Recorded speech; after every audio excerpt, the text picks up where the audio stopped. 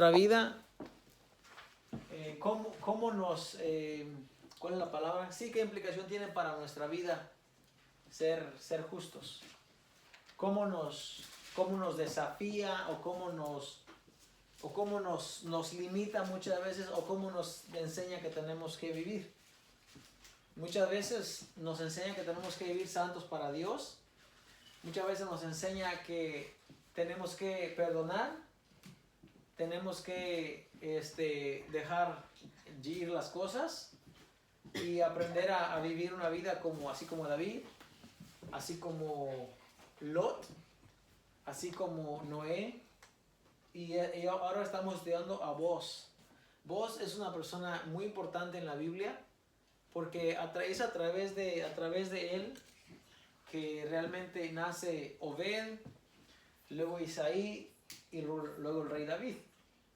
Ahora, nuestro Mesías, nuestro Salvador, viene de la tribu de Judá, que es esa línea de Boaz.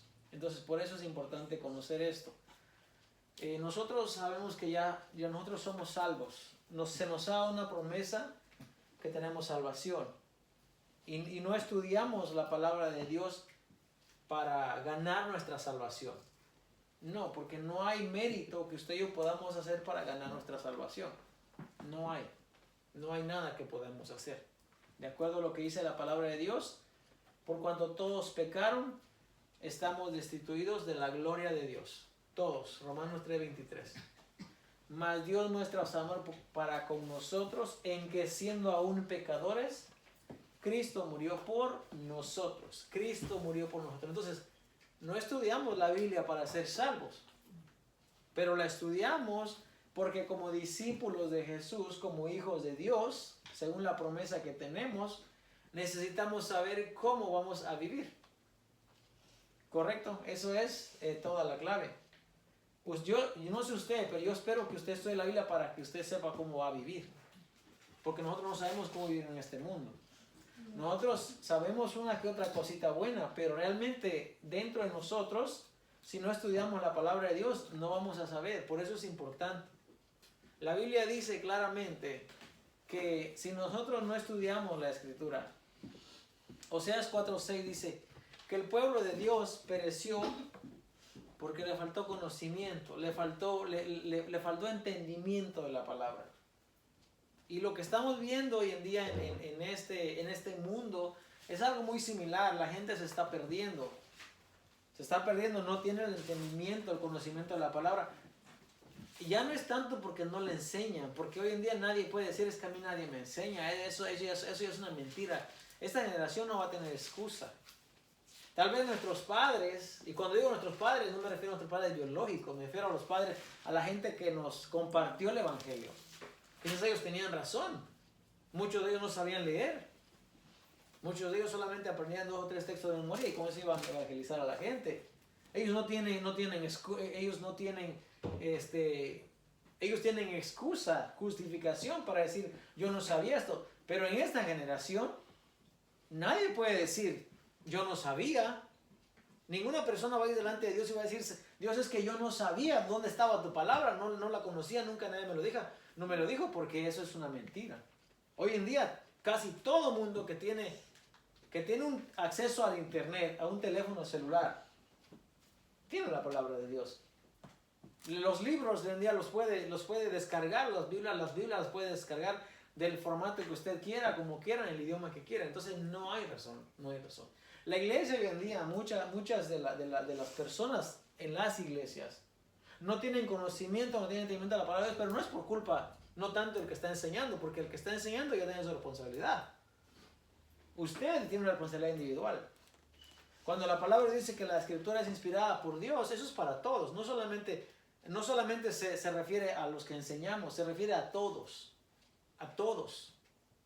A Timoteo le dicen, desde la niñez has sabido la escritura, las cuales te pueden hacer sabio para toda buena obra. ¿Qué estamos estudiando? Saber cómo vivir en este mundo, en esta vida. ¿Por qué? Porque si nosotros aprendemos a vivir justamente en esta vida, cuando el reino de Cristo venga y se instaure, se inaugure, usted va a saber cómo vivir. Y solamente va a entrar al reino de Dios y lo que le falte, ahí se va a completar. Sin embargo, si es una persona injusta, no va a entrar en el reino de Dios. No va a entrar. Muchos no van a entrar. Dese cuenta que cuando Jesús dice, vendrán ante mí y van a decir, Señor, en tu nombre hicimos. ¿Quién echa fuera demonios, hermano? A ver, ¿quién? Hoy en día, en nuestros días, ¿quién echa fuera demonios? No, o sea, pero ¿quién se atribuye ese título de que echa fuera demonios? Los autollamados apóstoles. Los autollamados apóstoles, los llamados evangelistas, los llamados profetas, ellos echan fuera demonios. ¿Y quiénes son los que, si llegan a sanar a alguna persona o si se da ese milagro, quiénes son? Esos mismos tipos de personas. Ahora, eso debería ser como una alerta roja. Yo no quisiera ser apóstol, ni evangelista, ni ninguno de esos títulos, porque ya voy a estar automáticamente, puedo caer dentro de ese grupo. No esos, no. Si no hacemos la voluntad del Padre, no importa lo demás que hagamos, hermano. De verdad, no importa lo demás que hagamos. Podemos hacer cualquier cosa, pero si no hacemos la voluntad de Dios, que es comportarnos, vivirnos como vive un justo en esta vida, no vamos a entrar. Cuando el Señor venga, como dice Mateo 25, nos va a apartar. Cuando el pastor aparta las ovejas, las pone en dos grupos, ovejas y cabros, y ya nada más, no hay más, no hay uno de la mitad, ovejas y cabros. Los justos a la derecha, los injustos a la izquierda, y ya se acabó. Por eso es que es importante saber cómo vivir. Después de que el reino de Cristo se termine, como enseñamos el domingo, hay otra etapa. Pero de esa etapa nosotros sabemos muy poco. La Biblia solamente habla de esa etapa como en 2 o 3 ocasiones en la Biblia y no nos dice mucho. Sí nos dice que ya no va a haber llanto, ni tristeza, ni dolor, ni lágrimas, dice. Es lo que nos dice. Nos dice que ya no habrá necesidad de sol ni de luna. Ya no. Nos dice que no habrá templo. Ya no va a haber templo. Pero eso es en la segunda fase. Eso es después de que Cristo haya entregado. Reinó Cristo, cumplió su reinado. Venció a todos los enemigos. Condenó a la muerte. La puso bajo sus pies. Ya no hay enemigos. Ahora aquí está el reino. Te lo entrego a ti. Y yo me sujeto a ti. Eso dice la Biblia. Y ahí nosotros ahí no sabemos nada. No hay ni qué les voy a enseñar ahí. Ni les voy a decir nada más porque la Biblia no dice nada más ahí. Pero sí dice del reino de Dios. Sí habla del reino de Cristo. Sí habla cómo cómo debemos nosotros de vivir. Por eso es importante estudiar. Entonces, hoy vamos a ver el pasaje o los capítulos o los pasajes donde se habla de cómo Boaz viene y redime a Ruth. Y yo quiero que usted, mientras vamos leyendo, vaya pensando en esa palabra redimir, porque es muy importante. Se nos ha enseñado que Cristo nos ha redimido, pero no sabemos qué redimir. ¿O sí sabe usted? ¿No? Si no sabe, no hay problema, vamos a aprender.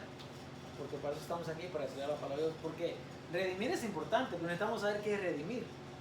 Porque muchas veces a nosotros se nos ha enseñado un evangelio así como de que agarra tu boleto, pásale, ya estás salvo, pues. Ya haz la oración de que, para empezar, está mal, porque Jesús nunca nos dijo, o en la Biblia nunca está escrito que uno debe de orar, Señor, yo te recibo en mi corazón. Señor, yo te acepto en mi corazón. Esa oración no está en la Biblia, eso alguien lo inventó. No estoy diciendo que esté mal, puede ser que funcione, pero eso no está en la Biblia. La Biblia jamás dice, acepta al Señor como tu Salvador. No dice eso. Al carcelero le dicen, cree en el Señor Jesucristo y serás salvo tú y tu casa. Pero creer en ese tiempo no es lo mismo que creer hoy en día. Hoy en día cualquiera cree. Y creemos tantas cosas.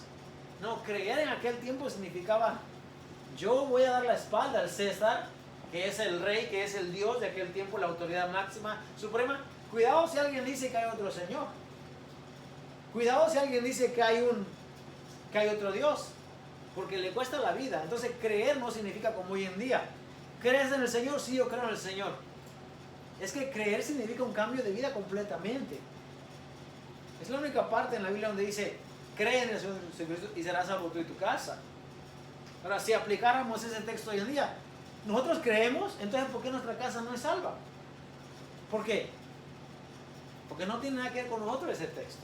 Ese texto específicamente es para el carcelero. Entonces, a nosotros nos han enseñado muchas veces muchas cosas así, como Cristo te ha redimido, como que tienes salvación, pero muchas veces nosotros no sabemos ni de qué. Por eso es importante estudiar. Ese número me llama todas las noches, todos los días. Y yo no sé cómo le hago, pero ese número siempre suena ahí. 855, no sé ni qué. Bloquea. Bueno, alguien me enseña cómo bloquear y lo bloqueamos. Creo que para bloquearlo tengo que hacerlo contacto conmigo y luego bloquearlo. ¿No? Es lo que voy a hacer. ¿No? Bueno, ahí luego me... Muy bien. Vamos entonces a abrir Ruth y en Ruth vamos a leer. La semana pasada nos quedamos donde vos le dice no vayas a otro campo, quédate aquí. Ahora vamos a continuar. Ok, vamos al 3. ¿Listo? Ok. Vamos a leer 3 y 4 de una vez. Aunque si no lo terminamos, pero lo vamos a leer. Y vaya pensando en lo que es redimir, ¿ok? Dice la palabra del Señor, honrando al Padre, al Hijo y al Espíritu Santo. Amén. Después le dijo su suegra Noemí: hija mía, ¿no te he de buscar hogar para ti, para que te vaya bien? ¿No es vos nuestro pariente, con cuyas criadas tú has estado? He aquí que él avienta esta noche la parva de las cebadas. Te lavarás pues y te ungirás, y vistiéndote tus vestidos, irás a la era, mas no te darás a conocer al varón hasta que él haya acabado de comer y de beber. Y cuando él se acueste, notarás el lugar donde se acuesta, e irás y descubrirás sus pies, y te acostarás allí, y él te dirá lo que hayas de hacer. Y ella respondió: haré todo lo que tú me mandes. Descendió pues a la era e hizo todo lo que su suegra le había mandado. Y cuando vos hubo comido y bebido y su corazón estuvo contento, se retiró a dormir a un lado del montón. Entonces ella vino calladamente y le descubrió los pies y se acostó. Y aconteció que a la medianoche se estremeció aquel hombre y se volvió, y he aquí una mujer estaba acostada a sus pies. Entonces él dijo: ¿quién eres? Y ella respondió: yo soy Ruth, tu sierva. Extiende el borde de tu capa sobre tu sierva, por cuanto eres pariente cercano. Y él dijo: bendita seas tú de Jehová, hija mía. Has hecho mejor tu postrera bondad que la primera, no yendo en busca de los jóvenes, sean pobres o ricos. Ahora pues no temas, hija mía. Yo haré contigo lo que tú digas, pues toda la gente de mi pueblo sabe que eres mujer virtuosa. Y ahora, aunque es cierto que yo soy pariente cercano, con todo eso hay pariente más cercano que yo. Pasa aquí la noche, y cuando sea de día, si él te redimiere, bien, redímate. Mas si él no te quisiere redimir, yo te redimiré, vive Jehová. Descansa pues hasta la mañana.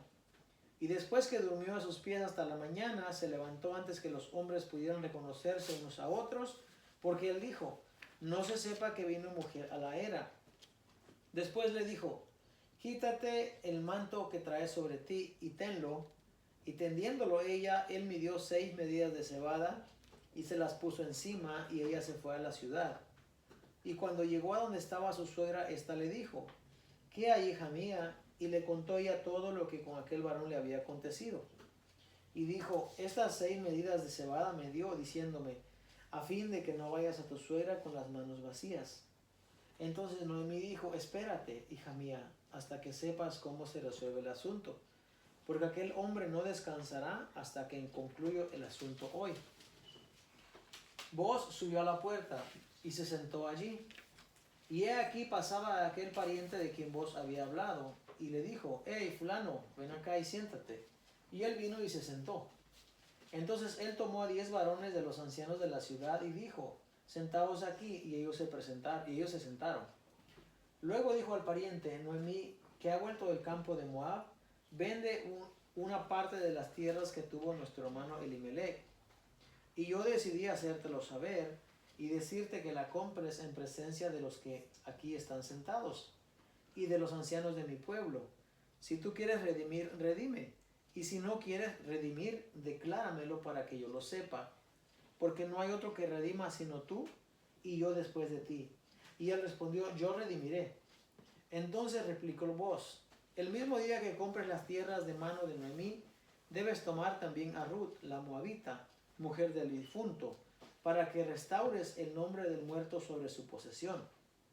Y respondió el pariente, no puedo redimir para mí, no sea que dañe mi heredad. Redime tú, usando de mi derecho, porque yo no podré redimir. Había ya desde hacía tiempo esta costumbre en Israel, tocante a la redención y al contrato, para que la confirmación de cualquier negocio, el uno se quitaba el zapato y lo daba a su compañero, y esto servía de testimonio en Israel. Entonces el pariente dijo a Booz, tómalo tú, y se quitó el zapato.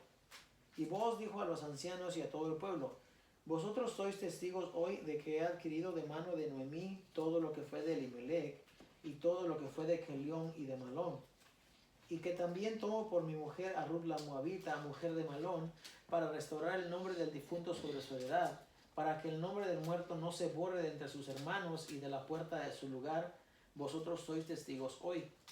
Y dijeron todos los del pueblo que estaban a la puerta con los ancianos, testigos somos. Jehová haga a la mujer que entra en tu casa como a Raquel y a Lea, las cuales edificaron la casa de Israel, y tú seas ilustre en Éfrata, y seas de renombre en Belén, y sea tu casa como la casa de Fares, el que Tamar dio a luz a Judá, por la descendencia de esta joven que de Jehová. Booz pues tomó a Ruth, y ella fue su mujer, y se llegó a ella, y Jehová le dio que concibiese y diese a luz un hijo. Y las mujeres decían a Noemí, loado sea Jehová, que hizo que no faltase hoy pariente, cuyo nombre será celebrado en Israel, el cual será tu restaurador de tu alma y sustentará tu vejez, pues tu nuera que te ama lo ha dado a luz, y ella es de más valor para ti que 7 hijos. Y tomando Noemí el hijo, lo puso en su regazo y fue su aya. Y le dieron nombre de las vecinas, diciendo, le ha nacido un hijo a Noemí, y lo llamaron Obed. Este es el padre de Isaí, padre de David. Estas son las generaciones de Fares. Fares engendró a Esrom, Esrom engendró a Ram, y Ram engendró a Aminadab. Aminadab engendró a Naasón, y Naasón engendró a Salmón. Salmón engendró a Booz, y Booz engendró a Obed.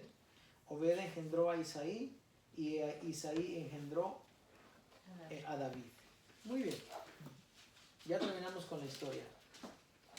Ya miramos, ¿ya alguien sabe qué es redimir? Es cuando... Sin miedo, sin miedo, sin miedo. No sé cómo explicarlo. A ver, sin miedo, aquí todos aprendemos. Es cuando alguien, ay, no sé cómo.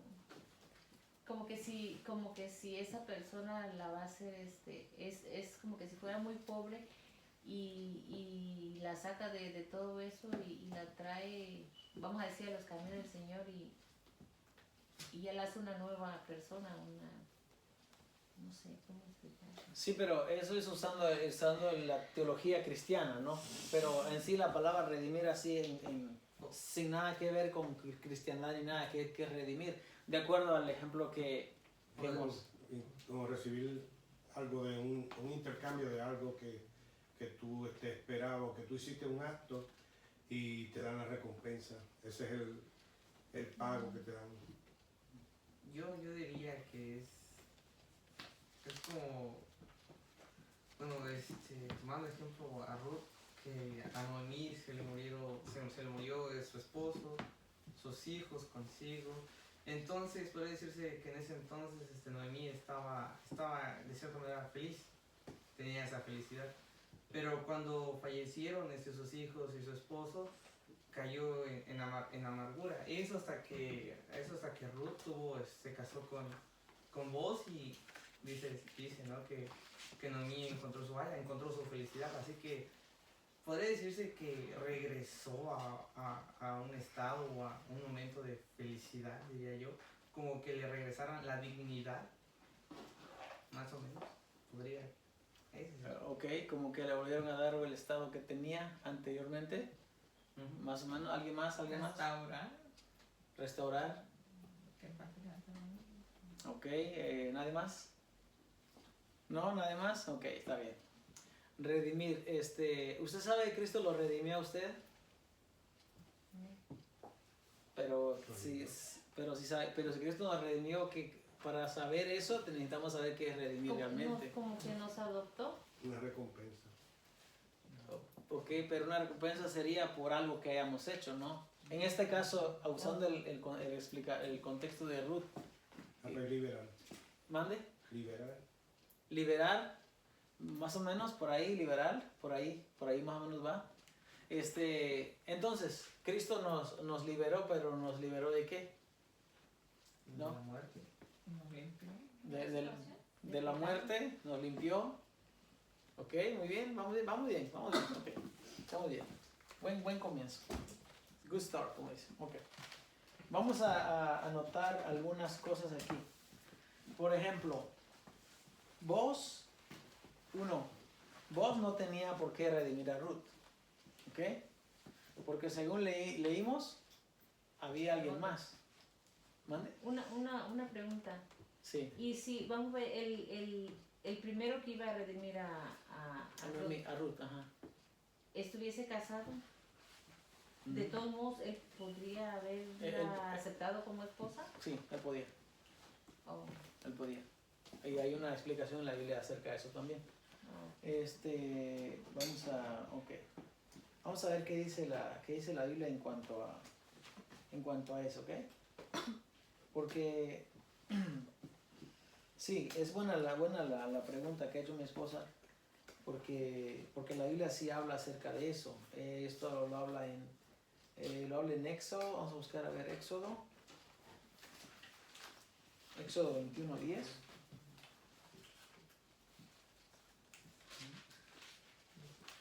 Acordémonos que estamos viviendo en un tiempo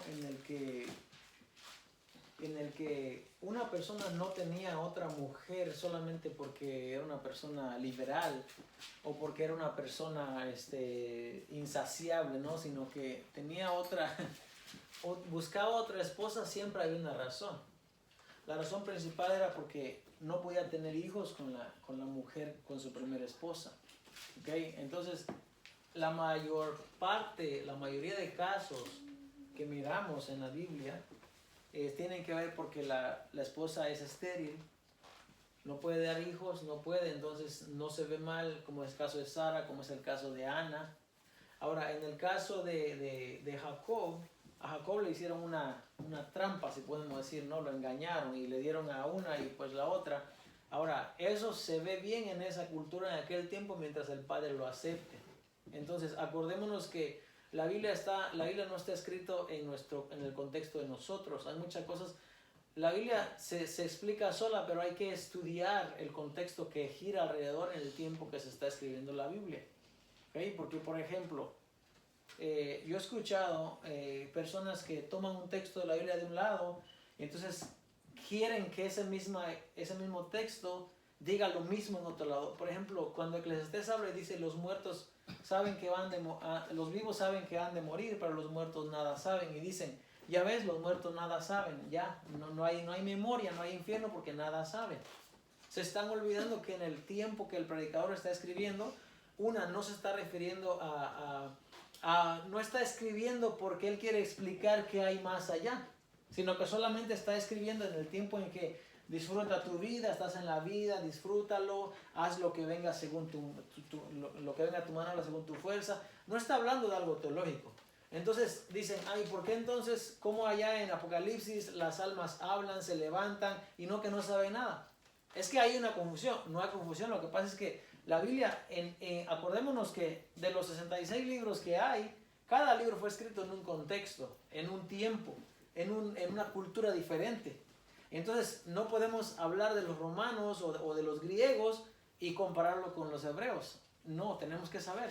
Entonces, por ejemplo, sí se permitía tener otra esposa, pero había una condición para eso. ¿Ok? Había una condición. No, el hombre no nomás iba y tenía 2, 3, 4 mujeres. El primer hombre en la Biblia que tuvo 2 mujeres y que este sí era liberal y lo quiso hacer porque no le importaba, fue un descendiente de Caín. Él fue el que, con él comenzó la poligamia con ese hombre, y ese hombre dijo, sí, yo voy a tener 2 mujeres, y a mí qué me importa, y era una persona muy liberal y muy, muy mala. Ok, entonces, ¿qué dije Éxodo qué? 21. ¿21 qué? 10. Ok, acá están las leyes, acá. Dice, a ver, vamos a leer, vamos a leerlo primero para que podamos entender. Estas son las leyes que les propondrás, hablando de los esclavos. Si comprare siervo hebreo, 6 años servirá, mas el 7º saldrá libre de balde. Quiere decir que no va a pagar nada el 7º año y va a tener su libertad. Si es hebreo. Si entró solo, solo saldrá. Si tenía mujer, saldrá él y su mujer con él.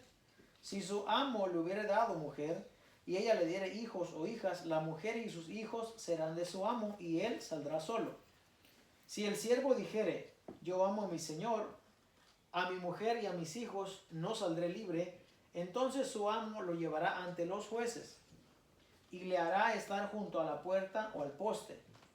Y su amo le horadará la oreja con lesna y será su siervo para siempre. Y cuando alguno vendiere su hija por sierva, no saldrá ella como suelen salir los siervos. Si no agradara a su señor, por lo cual no la tomó por esposa, se le permitirá que se rescate y no la podrá vender a pueblo extraño cuando la desechare. Mas si lo hubiere desposado con su hijo, hará con ella según la costumbre de las hijas.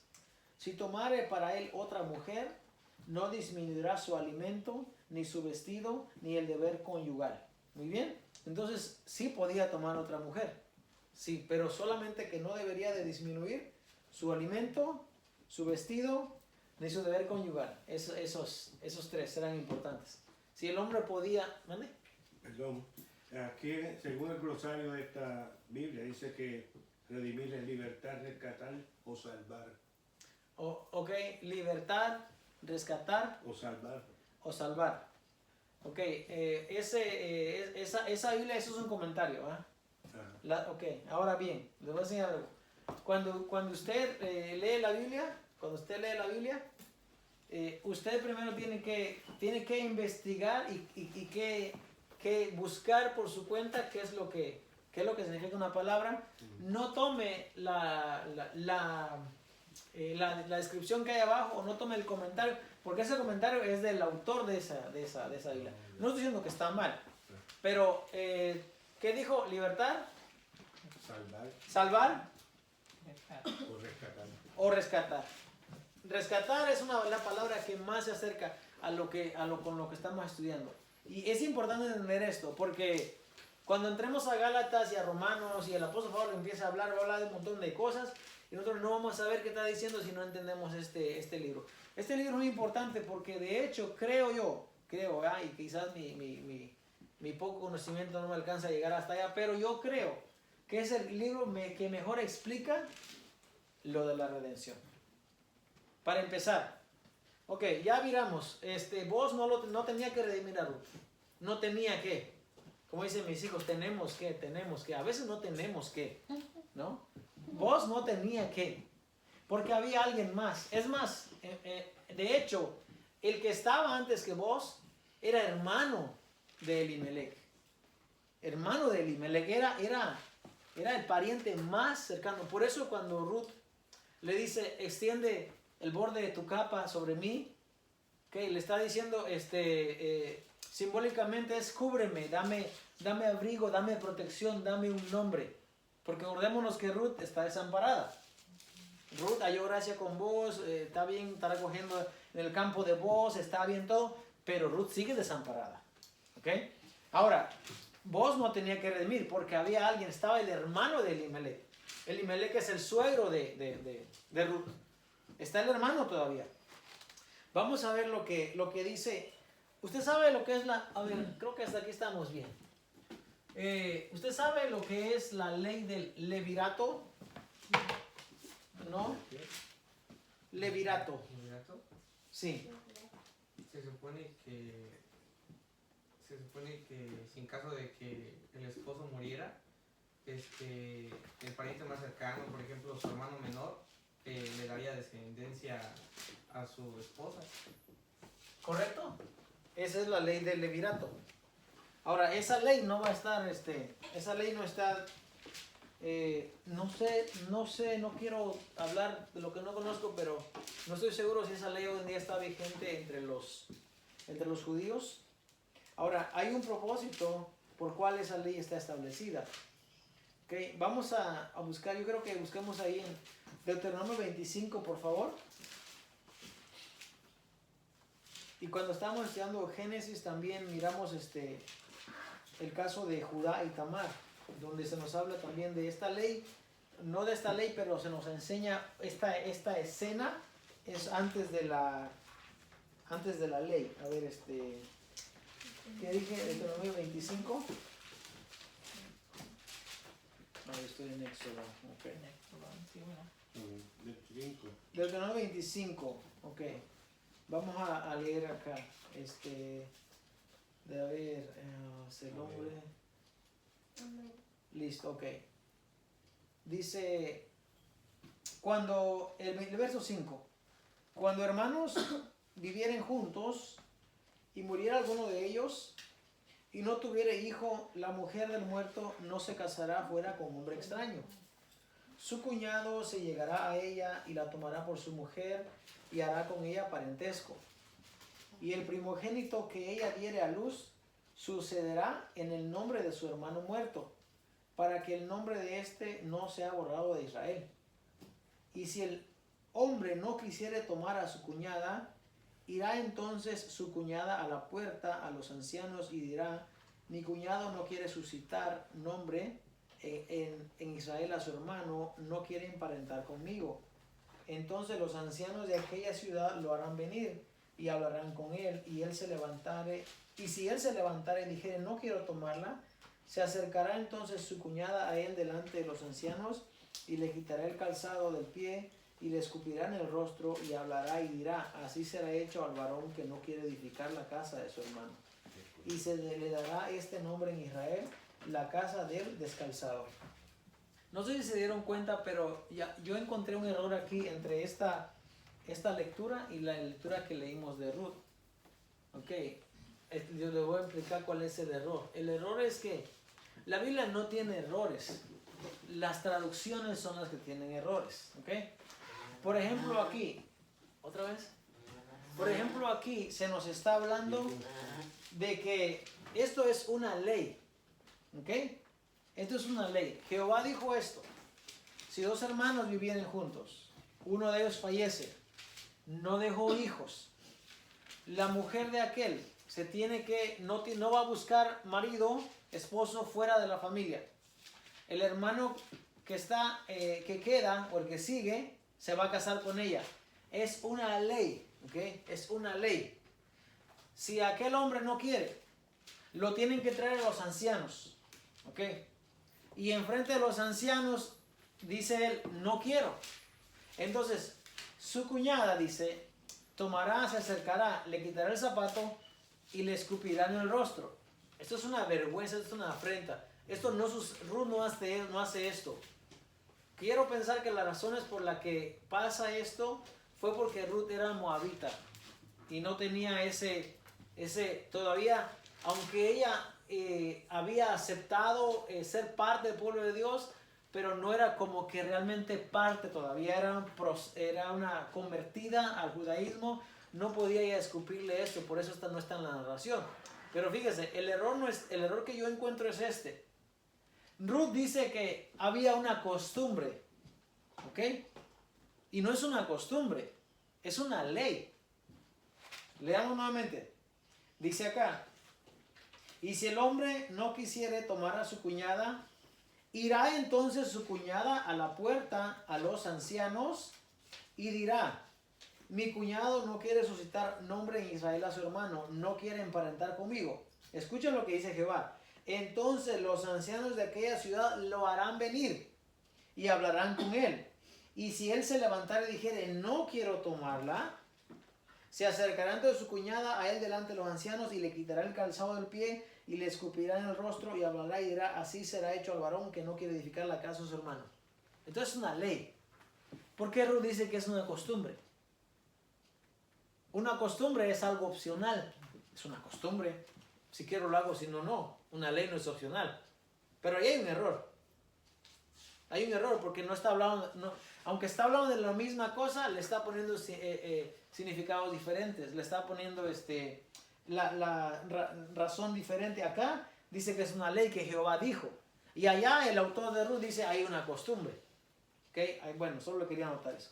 Entonces, esta ley estaba. Ahora, hay un caso que tenemos en, me parece que es Génesis 38. Este caso es de Judá y Tamar. Sí, Génesis 38, bien. Acá se nos da una historia. Acordémonos que esta historia de Judá y Tamar es previo a que ellos desciendan a Egipto, previo a que se haga un pueblo numeroso, grande, previo a que se dé la ley en el Sinaí, pero algo que ya se practicaba.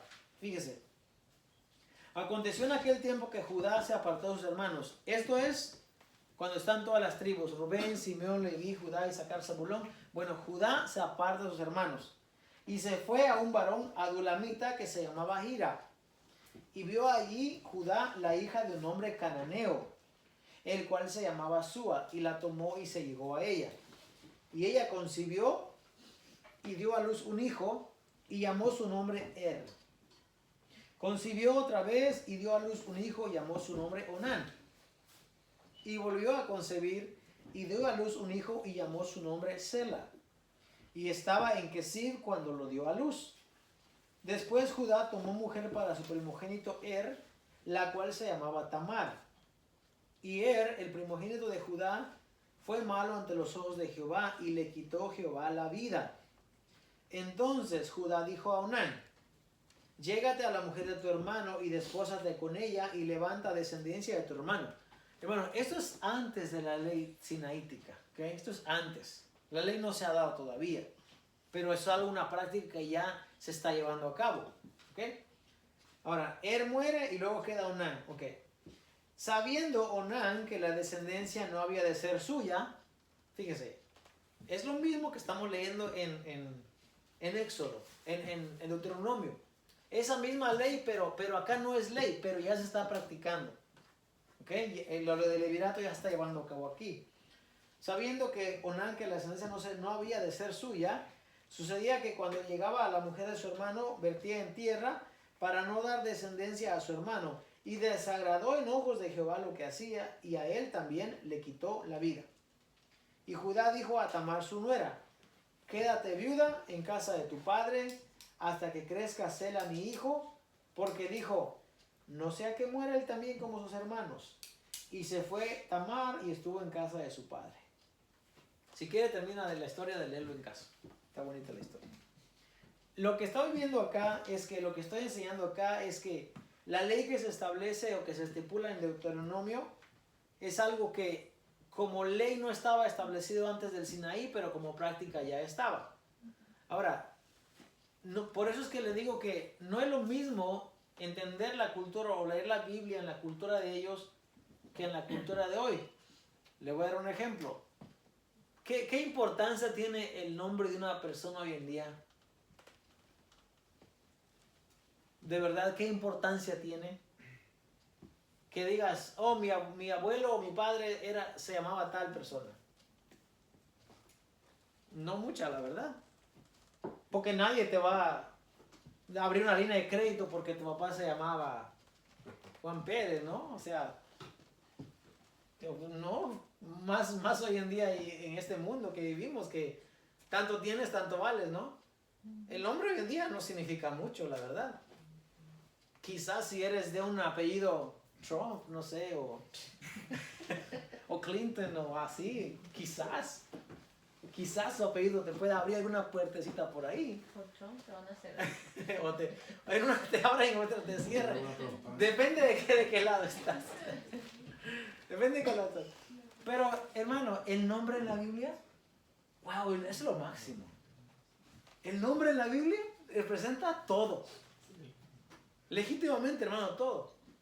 Por eso es que Moisés, cuando llegaba, él decía: yo vengo en nombre de Jehová, él me envió a mí. Él me envió, no yo, él me envió. ¿No? David, cuando va a matar a Goliat, ¿qué le dice? En el nombre de Jehová de los ejércitos, el Dios de la adoración de Israel, al cual tú has desafiado, en ese nombre vengo yo. No es mi nombre. Cuando un mensajero lleva un mensaje real, no lo lleva en el nombre de él. ¿Por qué matar a un mensajero se considera un acto de guerra? ¿Por qué? Porque ese mensajero es un mensajero real. Porque está representando al rey. Por eso Jesús dice, yo no vengo en mi nombre. Yo no. Yo vengo en nombre de mi Padre, el que me envió.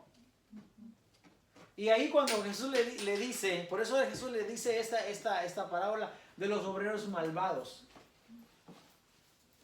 Un hombre tenía una hacienda, la arrendó a una viña, le arrendó a los viñadores, mataron a los mayordomos. Entonces el rey dijo, voy a enviar a mi hijo.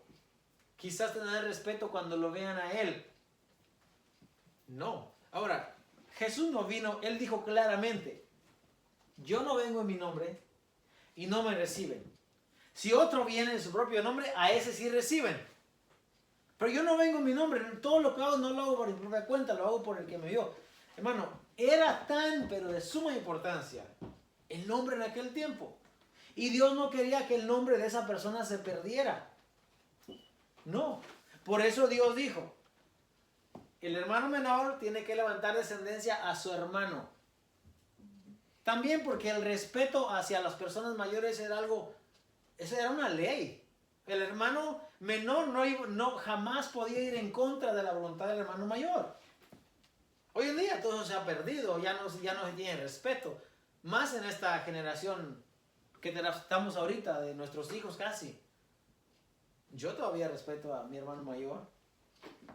Es mayor que yo, tengo que respetarlo. Es mi hermano, es mayor, nació antes que yo, trabajó para que yo comiera, ¿me entiende? Tengo que respetarlo. Tengo que respetarlo. La generación de hoy día ya no piensa en eso. Pero antes, hermano, antes en el contexto en el que la Biblia está escrito, el nombre del hermano mayor, hermanos, para que usted me entienda, cuando el padre de familia no estaba, el hermano mayor representaba al padre. Y todo lo que el hermano mayor estaba en representación del padre. Usted nunca escuchó, aunque sea en la película, de un lado que el padre mira a su hijo y le dice, hijo, cuando yo no estoy en la casa, tú eres el hombre de la casa. Sí. Imagínate, todo ese es el contexto de todo. Eso todo tiene que ver con el nombre. Hoy en día ya no. Hoy en día ya hemos perdido todo lo bueno, mucho de la vida, la esencia, lo natural, lo valioso, se ha ido perdiendo a través de generación en generación.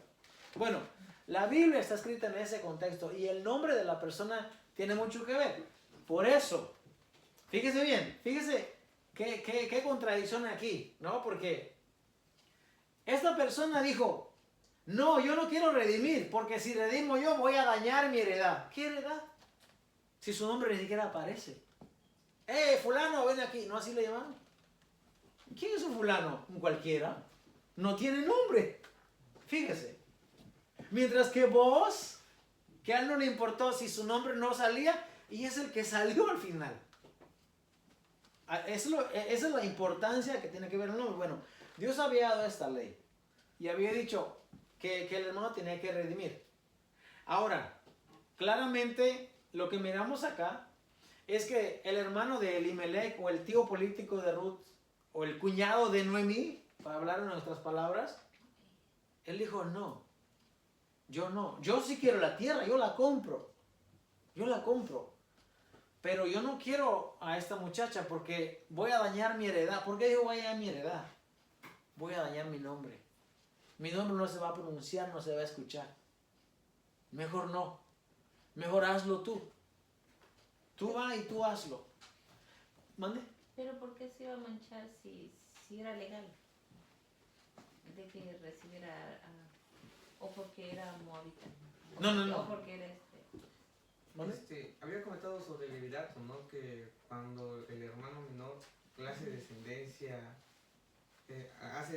con ¿Con su cuñada? O sea, la descendencia queda para el hermano muerto, ¿no? Exacto. Entonces, ¿es eso a lo que se refiere? Eso es a lo que se refiere. Él dijo, yo no quiero dañar mi nombre. O sea, sí es legal, pero si yo tomo a ella como esposa, La descendencia va a o ser sea, si yo la tomo mi nombre, se va a quedar en el olvido.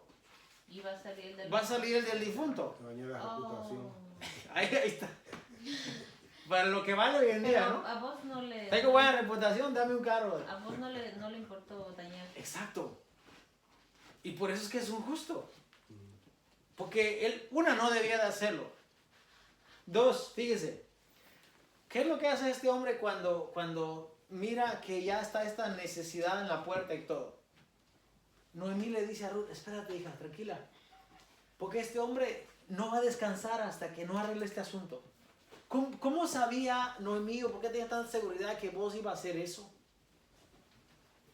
Porque las acciones de vos ya estaban hablando desde cuando él lo acepta, desde cuando él le da sustento y está protegiéndolas. Entonces Noemí dice, ese es un pariente que nos puede redimir. Ahí hay una esperanza ahí. Y es cierto, eso es lo que vos hizo. Eso es lo que un justo debe hacer. ¿Mande? Pero si no, hubiese sido justo de todos modos si no lo hubiera redimido, ¿verdad? Bueno, ya era justo, ya hacía actos de justicia. Pero hoy no estaríamos hablando de vos si él no hubiera redimido. Bueno, sí. La historia se hubiera contado del fulano y no de vos. Ujú. Realmente. Y quien aparece en el árbol genealógico de Jesús es vos, no es el fulano. ¿Por qué? Porque él no quiso, porque dijo voy a dañar mi nombre. Pues, como era tan importante, él prefirió quedársele. Ahora, la condición para que alguien redimiera es que tenía que ser igual. O sea, tenía que venir de la misma familia. No podía ser cualquiera. Tenía que ser eso. Ok, el otro factor que vemos aquí es de que Noemí, aunque era una moabita, ¿ok? Era una moabita, es cierto, pero ella había aceptado al Dios de las condiciones para venir a ser parte del pueblo del Dios de Israel. Cuando le hace la confesión a su suegra, cuando le dice, donde quiera que tú fueres, iré yo, donde tú murieres, moriré yo, ahí seré sepultada, tu pueblo será mi pueblo, tu Dios será mi Dios, ¿no? Que solo la muerte va a ser separación entre tú y yo. Ella está aceptando todo lo que tiene que ver con el Dios de Israel. Ya no era como que una extranjera así completamente. Pero para que alguien la redimiera a ella, tenía que ser de la misma familia. Ahora, redimir, como dijo el hermano hace un momento, redimir es liberar. ¿Ok? ¿Y liberar de qué? Bueno, si nadie liberaba a Noemí y a Ruth, se iban a quedar desamparadas. ¿No podría casarse con otra persona? Ruth. Se podía casar con otra persona, pero no nos olvidemos del factor importante aquí. Lo que le daba a la persona de aquel tiempo subsistencia, lo que le daba alimento, lo que le daba una vida, eran las tierras. Y ellas no tenían tierra. Las tierras iban a pasar a nombre de la familia, de Elimelech, a los hermanos, ¿no? Volviendo atrás, cuando yo trabajaba para la tarjeta de crédito tenía un sistema de que las personas llamaban y decían que quiero redimir mis puntos, como recuperarlo, intercambiar, ¿sabes? No tiene nada que ver, pero redimir, ellos decían eso, estoy llamando para redimir mis puntos. Sí, en inglés está esa redeem, esa palabra. Ajá. De No, que pero en español también. como un canje, ¿no? Un canje, sí. Como un canje, esto es mío y lo voy a... Entrégame los puntos. Sí, es eso, pero yo no sé realmente, hay mucho significado acerca de la palabra, Ajá. pero en el concepto de salvación de nosotros no teníamos nada que dar a canje. Ajá. Nosotros no teníamos nada. A ver, ¿qué podíamos ofrecer nosotros para decir, Señor, dame salvación a cambio de esto? Nada. Ser fiel. Sí, pero ser fiel ya es algo que viene después de que hemos sido redimidos. Es como una condicionante después de nosotros ser redimidos, ser fiel hasta la muerte, pero ya fuiste redimido. Pero para ser redimidos no teníamos nada, estábamos como Ruth. Pegado. No teníamos nada. No, mira, Ruth y Noemí no tenían tierra, porque la tierra iba a pasar a nombre del pariente del difunto.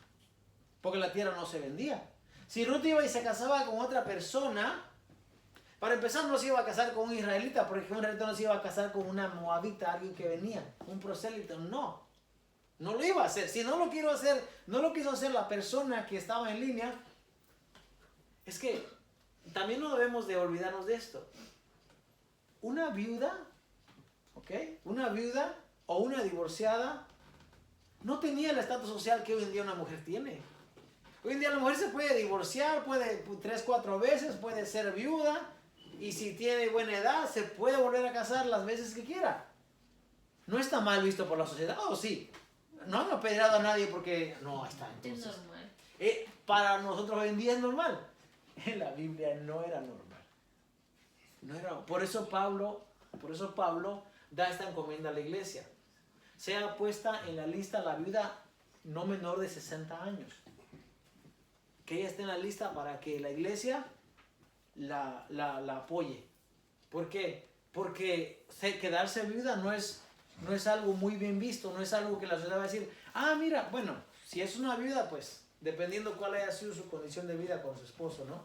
Porque Pablo también dice, si ha sido hospedadora, si ha lavado los pies de los santos, si ha socorrido, o sea, si ha trabajado, pues, venga, y hay que ayudarlo. Entonces, lo que estamos viendo acá, uy, ya nos dio la hora. Aprendimos algo, ¿verdad? Para no quedarnos así. Bueno, el domingo pues seguimos ahí con la idea. Lea la historia de Génesis 38, la historia de Judá y Tamar. Eso es muy importante. Lea la historia de Ruth. Después vamos a entrar a lo que es redención completamente, pero hoy quería ayudarles una idea, ¿no? Como una introducción de lo que, para ponernos a pensar realmente qué es redención. Y si usted puede averiguar algo, yo ya tengo escrito muchas cosas aquí, pero si usted puede averiguar algo, averigüe y el domingo pues intercambiamos ideas y nos enriquecemos todos allí. Muy bien. Vamos a tomar oración en esta noche. Vamos a hacer oración por las necesidades que tenemos. Acá en la lista tenemos a las hermanas que han sido víctimas o han pasado por algún tipo de cáncer o radiación. Oremos por estas familias. Oremos también por la familia de señora Brooks, que tiene un familiar también que está enfermo. La vida de mi esposa, su familia, ellos también acaban de perder a un familiar, un tío, y era tío hermano de su madre. Entonces oremos por ella y oremos por nosotros, hermano, para que el Señor nos siga ayudando y guiando. El día lunes, si Dios permite, tenemos una inspección más en el edificio y ya de partir de ahí vamos a poder ir cerrando más, y gracias a Dios porque Dios provee y Dios nos ayuda, que nos permite seguir hacia adelante. Amén. Oremos por estos jóvenes que están empezando también a visitarnos, que primeramente, verdad, el nombre de Dios que sea glorificado y que ellos también se puedan quedar y puedan aprender la palabra de Dios con nosotros. Amén. Vamos a ponernos de pie, por favor, y voy a pedir a este hermano Carlos que nos ayude a dirigir la oración en esta noche. Padre, venimos ante ti, Señor, con